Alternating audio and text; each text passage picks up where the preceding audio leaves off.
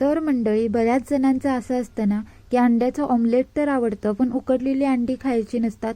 तर अशा पद्धतीची ही रेसिपी करून बघा, तुम्हाला उकडलेली अंडी सुद्धा खूप आवडायला लागतील. अगदी सोपी साधी सिंपल रेसिपी आहे, पण अगदी हॉटेलसारखी चव देते. त्यासाठी आपल्याला अंडी उकडून घ्यायची, जशी तुम्हाला क्वांटिटी हवी आहे त्यानुसार तुम्ही उकडून घ्या आणि त्याचे असे स्लाइसमध्ये कट करून घ्यायचे, म्हणजे छोटे छोटे पीस. मी 4 अंडी इथे स्लाइसमध्ये कट करून घेतलेत.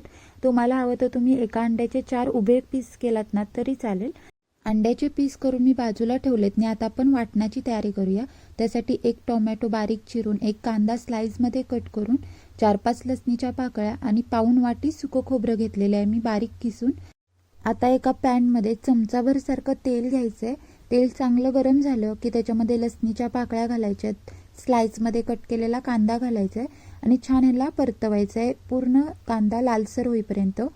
कांद्याची स्लाइस एकदम पातळ करा, म्हणजे छान तो भाजला जातो. कांद्याचा बऱ्यापैकी कलर चेंज झालाय. आता आपण याच्यामध्ये टोमॅटो घालूया.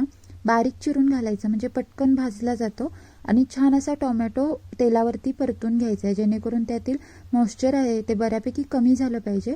आणि मग जे सुकं खोबरं होतं ना ते याच्यामध्ये घालायचं आहे. तुम्हाला जर ओलं खोबरं वापरायचं असेल ना तरी तुम्ही वापरू शकता. सुकं खोबरं छान असं परतून घ्यायचं, जवळजवळ कलर पूर्ण चेंज करेपर्यंत. आणि हे सगळं वाटण आहे ते आपल्याला गार करून घ्यायचं आहे, म्हणजे वाटायला सोपं होऊन जातं. हलकी वाफ गेली ना की आपल्याला लागेल तसं पाणी घालून याला बारीक असं वाटून घ्यायचं आहे. बघू शकता किती मस्त सुरेख रंग आलाय वाटणाला टोमॅटो घातल्यामुळे. आता एका वाटीमध्ये मी त्याला काढून घेते आणि एकदम परफेक्ट कन्सिस्टन्सीमध्ये आपलं हे वाटण आहे ते वाटून झालेलं आहे. आता आपण फोडणीची तयारी करूया. तर इथे 2 चमचे लाल तिखट, 2 चमचे धना पावडर, 1 चमचे जिरा पावडर, अर्धा चमचा हळदी आणि चवीनुसार मीठ घेतलेलं आहे मी. सगळे मसाले एकत्र काढून घ्यायचे आणि अर्धा कांदा छान असा बारीक चिरून घ्यायचा आहे. पुन्हा त्याच पॅनमध्ये चमचाभर सारखं तेल घातलंय. तेल चांगलं तापलं की बारीक चिरलेला कांदा आहे तो तेलावरती घालून छान परतून घ्यायचा आहे. कांदा बऱ्यापैकी असा भाजला गेला पाहिजे, मगच ह्या ग्रेव्हीमध्ये ना कांद्याची चव खूप छान येते. कांदा बघू शकता मस्त भाजला गेलाय. तर आता आपण जेही काढून ठेवलेले स्पायसेस होते ना ते याच्यावरती घालायचे आहेत आणि छान परतून घ्यायचे आहेत. जेव्हा तेलावरती आपण सगळे मसाले भाजतो ना तेव्हा त्यांची चवही छान येते आणि रंगही छान येतो. ग्रेव्ही मस्त अशी कलरमध्ये तयार होते. त्यामुळे तेलावरती सगळे मसाले मस्त भाजून घ्यायचे आणि मग आपण तयार केलेली ग्रेव्ही याच्यामध्ये घालायची. जरासं पाणी घालायचं आणि छान याला मिक्स करून घ्यायचं. एकसारखं छान मिक्स झालं ना की झाकण ठेवून अगदी 2 मिनिटं शिजवून घ्यायचं आहे बारीक गॅसवरती.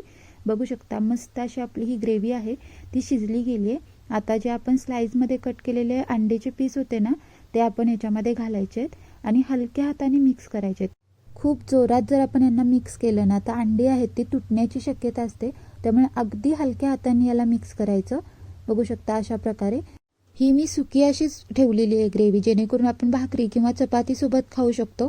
तुम्हाला जर हलकी पातळ हवी असेल ना तर अंडी ॲड करायच्या आधी जरासं पाणी ॲड करून तुम्ही ग्रेव्ही आहे ती व्यवस्थित शिजवून घ्या आणि मगच अंडी ॲड करा. अंडी ॲड केल्यानंतर जर पाणी घातलं ना तर पूर्ण अंडी अशी त्या पाण्यामध्ये विरघळल्यासारखी होतात. त्यामुळे ही टिप खूप महत्त्वाची आहे. लास्टला बारीक चिरलेली हिरवी कोथिंबीर घालायची आणि अगदी हॉटेलमध्ये मिळतं असा हा अंडा मसाला घरच्या घरी बनवून तयार झालेला आहे. बघू शकता किती मस्त तयार झाला आहे. नक्की करा, आवडेल तुम्हाला.